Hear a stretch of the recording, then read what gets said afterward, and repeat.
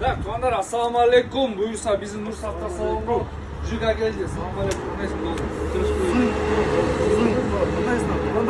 Туугандар, семерка издегендер көп болчу. 2006 1.6 инжектор туугандар.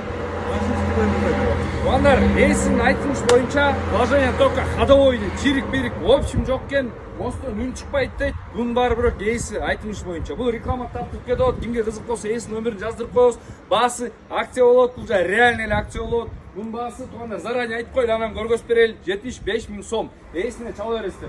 Жүр билем көргөзүп берели. Ошондой жашыл өңдө экен туугандар.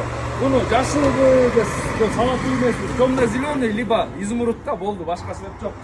Төрттөн өтөн өзүнүн родной дөңгөлөктөрүндө салон жагы ичи кандай экен досум? Салон ичи мындай, аны менен айрык жерлер жок, чехол салынган сиденьялар родной на механике. Мээрге карасаң, подушканы коюп туруп тип койгондой го, өйдөгө туруп. Печка-мечкасы иштейт, фара-мара иштейт, магнитофон иштейт, сиденье артка алдына жылат полный, спинкалар полный жылат, короче.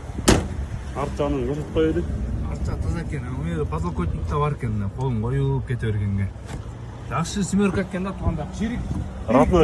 Родной титанка железка бар, мондай шпаклевка, короче, жерлер бар. Шпаклевка даярдап койгон.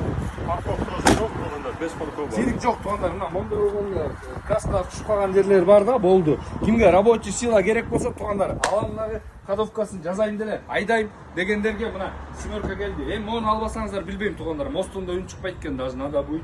Коробка скидывать этпейт, нормально выбивать этпейт. Оз только покружен, да, ичине коньяктар бар. Муну көрсөтпөй жок. Мондай косяк бар. Бирок чирик эмес.